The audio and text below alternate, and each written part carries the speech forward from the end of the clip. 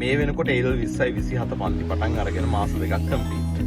අපි සිලබස් එකේ අනුපිළිවෙලට විෂය සාකච්ඡා කරන්න ඇවිල්ලා තියෙනවා. කැරි මුකුත් මග අරින්න නැතුව. Coffee with PB YouTube series එක ඔස්සේ ප්‍රශ්න සාකච්ඡා කරලා තියෙනවා. ඔයගොල්ලෝ බලන්න පුළුවන්. මේ කියන්න සූදානම් වෙන්නේ අපේ අලුත්ම මාතෘකාව ඊළඟ පටන් ගන්න. ඕන් ළමෙක් දන්නවා වර්ණාවලිය කියන කොටස. දේ දුන්න පායන්නේ කොහොමද කියන ඉඳලා පරමාණුයේ ශක්ති මට්ටම් තියෙන හැටි බවයි ඒකෙදි කතා කරනවා.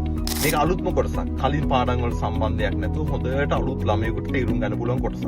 ඉතින් මේක අපි ෆ්‍රී සෙමිනාර් එකකින් ගාල්ල නුගේගොඩ කළුතර භෞතික පන්තිවලත් ඔන්ලයින් ළමයිටත් මේක කරනවා. ඒතර මේක ස්ටාර්ට් කරන්නේ මැයි මාසේ 29 වෙනි බ්‍රහස්පතින්දා ගාල්ල සදන උදේ 8:30ට මැයි 30 වෙනි සිකුරාදා උදේ 8:30ට නුගේගොඩ සියොකෙන් මැයි 30 වෙනි සිකුරාදා හවස 2ට කළුතර රසඤ්ඤා. ඒ ආයතනවල ෆිසිකල් ක්ලාසස් විදියට පටන් ගන්නවා. ටියුට් එක හැමෝටම ෆ්‍රී එදාට දෙනවා.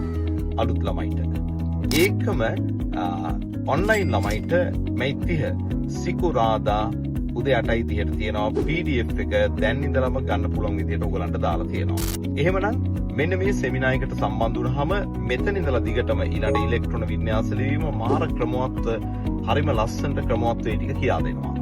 විභාග ප්‍රශ්න පත්‍රයේ ප්‍රධාන දෙයක් තමයි ඉලෙක්ට්‍රෝන වින්‍යාස ලිවීම කියන එක. ඒකට මුල පුරන්නේ වර්ණාවලිය වලින්. ඒ නිසා මේ වර්ණාවලිය ෆ්‍රී සෙමිනාර් එකට සම්බන්ධ වෙලා ඔයාලට පන්ති ස්වභාවයේ තේරුම් අරගෙන ඉස්සරහට යන්න පුළුවන්. ඒ වගේම මතක තියාගන්න මුල් වැඩ ටික මේ දක්වා අතහැරිච්ච වැඩ ටික විශේෂ නිබන්ධනයක් දීලා ජූනි මාසේ පළවෙනි බ්‍රහස්පතින්දා ඉඳලා ඒකත් ෆ්‍රී ක්ලාස් එකකින් උගන්වන්න පටන් ගන්නවා. ඕගලන්ට ඒක නුගේගොඩ සියොකෙම් ආයතනයේ භෞතිකව පැවැත්වෙනවා. ඒකම ඔන්ලයින් ඔස්සේ හා YouTube ඔස්සේ මේ මුල් පාඩම් ටික ඉගෙන ගැනීමේ කටයුතු කරන්න පුළුවන් වෙනවා. එහෙනම් right thank you අපි එදාට හම්බ වෙමු.